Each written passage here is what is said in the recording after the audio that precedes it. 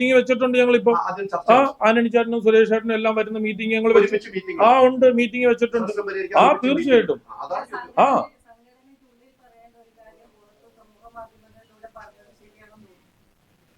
ശരിയാണോ എന്ന് തോന്നിക്കഴിഞ്ഞാൽ ഒരാൾ ഇപ്പൊ എനിക്ക് ഇപ്പൊ ഒരു ബ്രദറുണ്ട്, അവൻ എന്റെ നാട്ടിലാണുള്ളത്. അവൻ അവിടെ എന്തൊക്കെ ചെയ്യുന്നുള്ളത് എനിക്കറിയത്തില്ല, എന്നോട് പറഞ്ഞിട്ടല്ലോ ഓരോ കാര്യങ്ങൾ ചെയ്ത് കഴിഞ്ഞു കഴിയുമ്പോഴാണല്ലോ ഞാൻ അറിയുന്നത്. അപ്പൊ ആന്റണി ചേട്ടൻ ഈ കാര്യം ചെയ്ത് കഴിഞ്ഞു കഴിഞ്ഞിട്ടാണ് ഞാൻ ഉൾപ്പെടെയുള്ള ആൾക്കാർ ഇത് അറിഞ്ഞത്.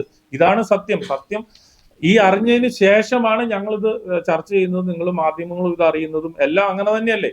അതിന്റെ അടിസ്ഥാനത്തിലാണല്ലോ നമ്മൾ ഇന്നിപ്പോ ഇവിടെ ഇരിക്കുന്നത്. ഞാനിത് അതിനെപ്പറ്റി കൂടുതലായിട്ട് എക്സ്പ്ലെയിൻ ചെയ്യേണ്ടതായിട്ടും നിങ്ങളുടെ ചോദ്യങ്ങൾക്ക് മറുപടി തരേണ്ടതായിട്ടും വരുന്നത്. പിഷാരടി ഇന്നലെ ഒരു കാര്യം പറഞ്ഞു, ശ്രദ്ധിച്ചോന്നില്ല. പിഷാരടി പറഞ്ഞു താരങ്ങളുടെ ശമ്പളം കുറയ്ക്കുന്നതുമായി ബന്ധപ്പെട്ട് പിഷാരടി പറഞ്ഞു നമുക്കൊരു കാർ വാങ്ങാൻ പ്രീമിയർ കാറിന് വേറെ പൈസ കൊടുക്കണം, മറ്റേ കാറിന് വേറെ പൈസ കൊടുക്കണം. അങ്ങനെയാണ് ഒരു താരത്തിന് വേണമെങ്കിൽ ആ താരത്തിന്റെ മൂല്യമുണ്ട്, ആ പൈസ കൊടുക്കാൻ തയ്യാറാണ്. അത് കൊടുക്കാൻ തയ്യാറാകുന്ന നിർമ്മാതാക്കളാണ്. കാർ വാങ്ങാൻ പോകുന്നത് ഞാനാണ് ആ പൈസ തീരുമാനിക്കുക. അതല്ലേ പിഷാരടി പറഞ്ഞതിൽ അടിസ്ഥാനമില്ലേ? അല്ല, പിഷാരടി പറഞ്ഞത് ഇപ്പൊ എന്താന്ന് വെച്ചാൽ പിഷാരടി അതാ ഞാൻ പറയാം, എല്ലാവർക്കും എല്ലാത്തിനെ പറ്റി ഒരേ അഭിപ്രായം ഉണ്ടല്ലോ. ഇപ്പൊ എല്ലാവരും ഒരേ അഭിപ്രായങ്ങൾ കോപ്പി പേസ്റ്റ് ചെയ്തല്ലോ പറയുന്നത് അവരുടെ ഫേസ്ബുക്കിൽ.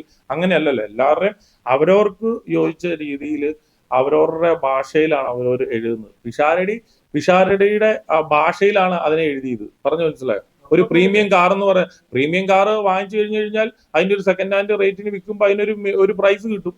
ഇപ്പൊ എന്റെ ബോസാൻകോ എന്ന് പറയുന്ന ഒരു പടം ഞാൻ പ്രീമിയം ആയിട്ടാണ്, പ്രീമിയം കാർ ആയിരുന്നു ഞാനത് എടുത്തപ്പോ. ഇപ്പോഴും അത് എന്താ 5 പൈസ കിട്ടാതെ അതവിടെ എന്റെ കയ്യിൽ ഇരിപ്പുണ്ട്.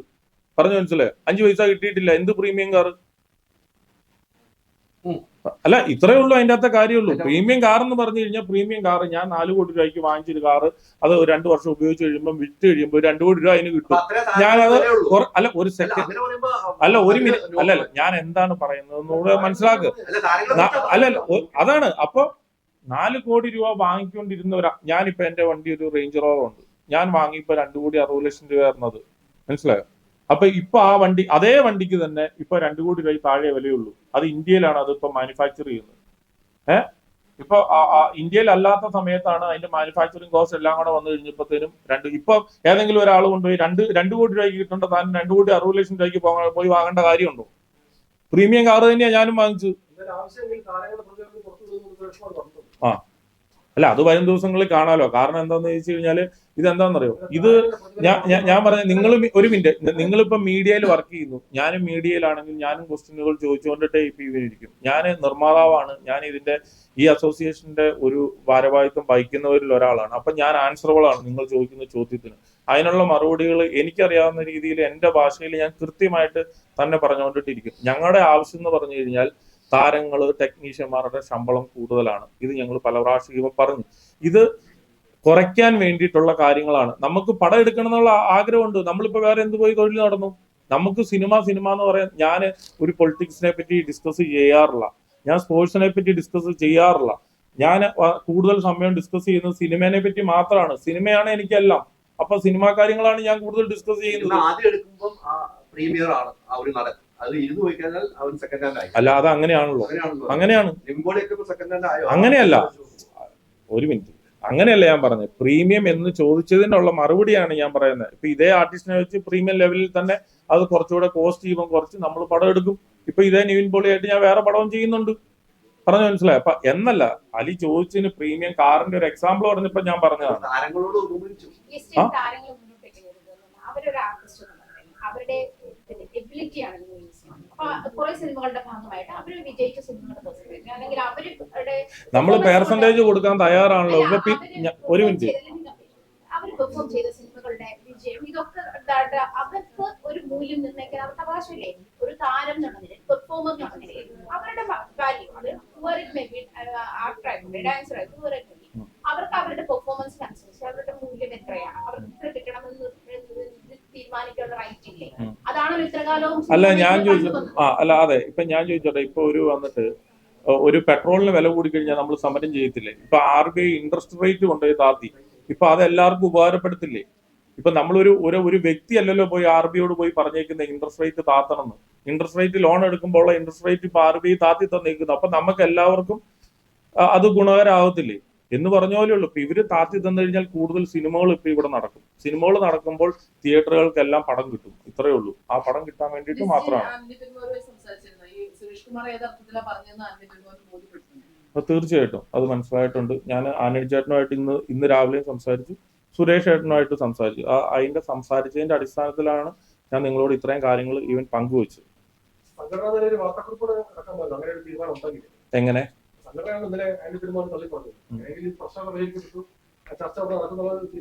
അല്ല, ഞങ്ങളിപ്പോ അടുത്ത ദിവസം മീറ്റിംഗ് വെച്ചിട്ടുണ്ട്. ആന്റണി ചേട്ടന് വരാന്ന് പറഞ്ഞിട്ടുണ്ട്. അല്ല അങ്ങനെയാണല്ലോ. നമ്മളിപ്പോ എന്താണെന്നറിയോ, നമ്മള് ആന്റണി ചേട്ടൻ എന്ന് പറഞ്ഞു കഴിഞ്ഞാൽ ഞാൻ പറഞ്ഞല്ലോ, എന്നേക്കാൾ വേണ്ടപ്പെട്ട ആളാണ് സംഘടനയ്ക്ക് ആന്റണി പെരുമ്പാവൂർ എന്ന് പറയുന്ന ആള്. അത്രയും സീനിയർ ആയിട്ടുള്ള ഏറ്റവും കൂടുതൽ ഹിറ്റുകൾ കൊടുത്തിട്ടുള്ള ഒരു നിർമ്മാതാവാണ്. തീർച്ചയായിട്ടും നമ്മളിപ്പോ പുള്ളി ഒരു വാർത്താക്കുറിപ്പ് അല്ലെങ്കിൽ ഒരു ഫേസ്ബുക്കിൽ ഒരു പോസ്റ്റ് ഇട്ടു എന്ന് പറഞ്ഞു കഴിഞ്ഞിട്ട് നമുക്ക് ഉടനെ പുള്ളിനെ തള്ളി പറയാനായിട്ട് ഈവൻ പറ്റത്തില്ല. പക്ഷെ ഒരു സംഘടന എന്ന നിലയ്ക്ക് നമ്മളൊരു ലെറ്റർ കൊടുക്കേണ്ടതായിട്ട് ഇപ്പം തീർച്ചയായിട്ടും ഉണ്ട്. അത് കൊടുത്തു കഴിയുമ്പോൾ തീർച്ചയായിട്ടും അദ്ദേഹം അടുത്ത ദിവസം മീറ്റിംഗിന് വരുന്നുണ്ട്. ഇതെല്ലാം അവിടെ സോർട്ട് ഔട്ട് ആവും. പുള്ളിയുടെ ഒരു വിഷമം ഇവൻ പങ്കിട്ടു എന്നുള്ളത് സത്യമാണ്, 100%. അത് സുരേഷ് ചേട്ടനോട് പറഞ്ഞു. സുരേഷ് ചേട്ടന് ഒരു പക്ഷേ തോന്നുന്നുണ്ടാവും അത് ബിസിനസ് ആയിട്ടില്ലല്ലോ. അതുകൊണ്ടിട്ടാ ഞാനത് റിപ്പീറ്റ് ചെയ്ത് പറയുന്നില്ല. ഞാൻ ഈ സംഘടനയിലെ, അതായത് എനിക്ക് ഈ സംഘടനയിലെ എല്ലാ കാര്യങ്ങളും അറിയാവുന്ന ഒരു വ്യക്തി എന്ന നിലയിലും, ഞാൻ ഈ സംഘടനയിലെ പ്രസിഡന്റ്, ഒരു സംഘടനയിലെ ട്രഷറർ എന്നുള്ള നിലയിലും, നിലവിൽ സിനിമകൾ എടുക്കുന്ന ഒരു നിർമ്മാതാവ് എന്ന രീതിയിലും ഞാനുമായിട്ട് ബന്ധപ്പെട്ട ആളുകളാണ് ഇതിന്റെ ഇടയ്ക്ക് എന്നുള്ള രീതിയിലൂടെ വെച്ചുകൊണ്ടിട്ടാണ് ഞാൻ ഇത് ചെയ്യുന്നത്. ഇല്ല, ഇതൊരു അസോസിയേഷനുമായിട്ട് ബന്ധപ്പെട്ടുള്ള മീറ്റിംഗ് ആണെങ്കിൽ ഈ മീറ്റിംഗ് ഞാൻ പ്രൊഡ്യൂസർ അസോസിയേഷനിൽ വെച്ചിരുന്നേനെ. മനസ്സിലായോ? അല്ല, ഞാൻ ഇവരെല്ലാരും അറിയിച്ചിട്ടുണ്ട്. ഞാൻ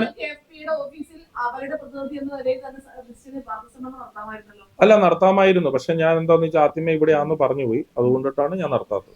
നേരത്തെ ചോദിച്ചത് കൃത്യമായിട്ട് ഒരു 2 മറുപടി കൃത്യമായിട്ടൊന്ന് പറഞ്ഞു പോവാം. ആന്റണി പെരുമ്പാവൂർ ഈ സുരേഷ് കുമാറായിട്ട് വിഷയത്തിൽ ആന്റണി പെരുമ്പാവൂർ പല പ്രാവശ്യം ലിസ്റ്റിനെയും സംഘടനയുള്ള പല ഭാരവാഹികളെ വിളിച്ചു ലിസ്റ്റ് കൃത്യമായിട്ട് അറിയാം.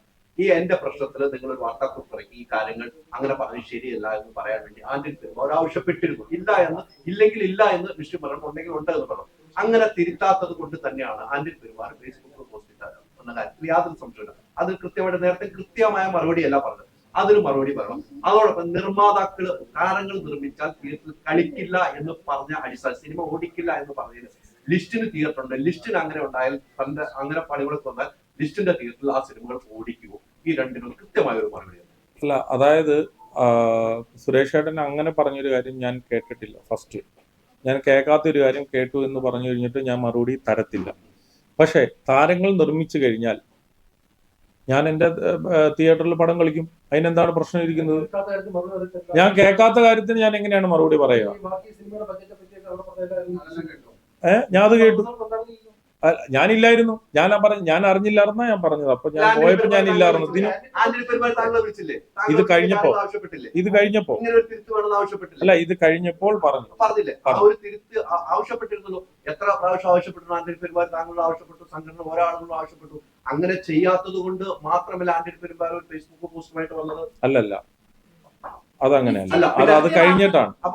അല്ലല്ല, സുരേഷ് കുമാറിന് നടത്തുകയായിരുന്നെങ്കിൽ കുറച്ചുകൂടി വ്യക്തത വന്നേ. എന്തുകൊണ്ടാണ് സുരേഷ് കുമാർ ഇത്രയും കാര്യങ്ങളെല്ലാം ബോധ്യപ്പെട്ടിട്ടും വാർത്താസമ്മേളനം നടത്താത്തത്? നിർമ്മാതാക്കളുടെ സംഘടനയോ സുരേഷ് കുമാറോ ആന്റണി പെരുമ്പാവൂർ പരസ്യമാക്കി വിഷയത്തെ ഇതുവരെ വന്നിട്ട് ഇന്നത്തെ വാർത്താക്കുറിപ്പല്ലാതെ പേഴ്സണലായിട്ട്